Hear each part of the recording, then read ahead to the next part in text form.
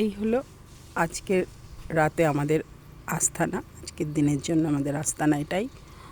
ওই পাশের কটেজটাও আজকের জন্য আমার শ্বশুর শাশুড়ি রয়েছে ওখানে।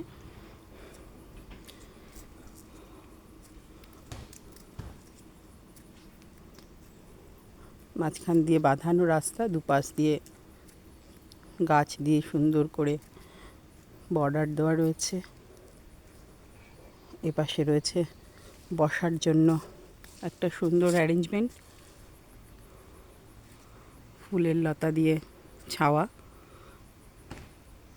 এখানে বসে বন্ধুবান্ধবের সঙ্গে আড্ডা মারতে সত্যিই খুব ভালো লাগে।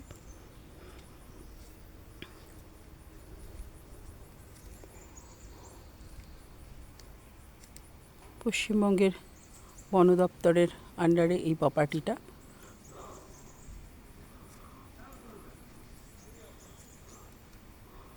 এরকম অনেকগুলো কটেজ এখানে আছে।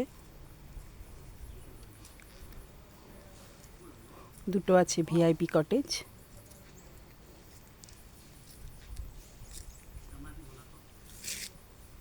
আর এখানে থাকার মূল আকর্ষণ হচ্ছে এই তিস্তা।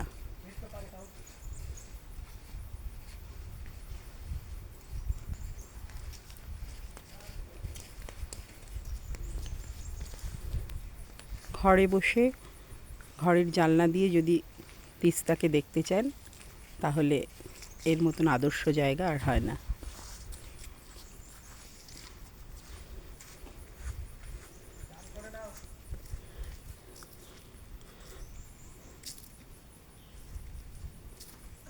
এই রিসর্টে থাকার আরও একটি মূল আকর্ষণ এখানে আছে, সেটা হচ্ছে একটা ওয়াচ টাওয়ার। বন্যপ্রাণ কতটা দেখা যায় জানি না, কারণ শহুরে প্রাণের এত আনাগোনা যে বন্যপ্রাণরা এসব এলাকা ছেড়ে বোধহয় পালিয়েছে। তবে ওয়াচ টাওয়ারটা আছে।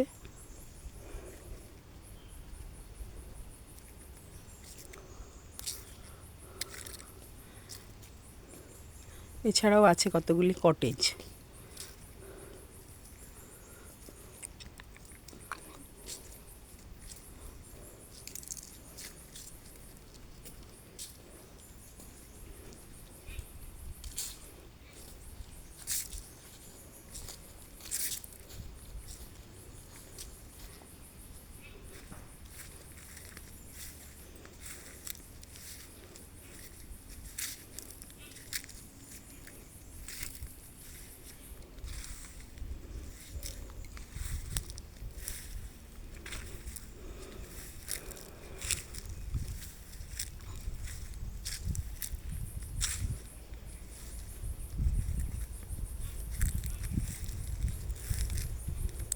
প্রচুর গাছ, সবুজে সবুজ, যেমন নিস্তব্ধ তেমন ছায়া দিয়ে ঘেরা একটা সুন্দর মনোরম জায়গা।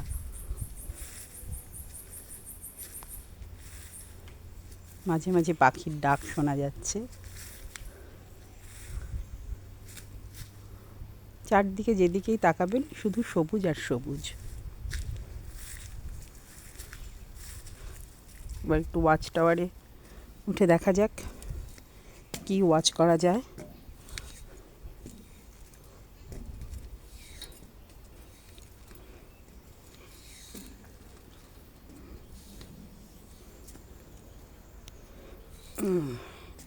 আর কিছু ওয়াচ করা যাক বা না যাক, প্রকৃতিকে সুন্দরভাবে দেখা যাচ্ছে এখান থেকে।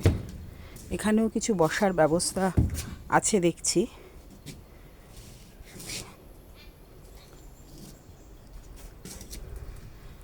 আর এখানে সব থেকে যেটা বড় আরও একটা আকর্ষণ, সেটা হচ্ছে যে নিচ দিয়ে একটা রেল লাইন যাচ্ছে। এটার উপর দিয়ে যখন ট্রেন যায় তখন দেখতে সত্যিই খুব সুন্দর লাগে। এখনো পর্যন্ত আমার চোখে পড়েনি কোনো ট্রেন যাওয়ার দৃশ্য। যদি ট্রেনের আওয়াজ পাই তাহলে অবশ্যই সেটার দৃশ্য নেওয়ার চেষ্টা করব। আর আমি যেহেতু খুব তিস্তাপ্রেমী মানুষ, তাই তিস্তাকে এখান থেকে আরও সুন্দর দেখা যাচ্ছে।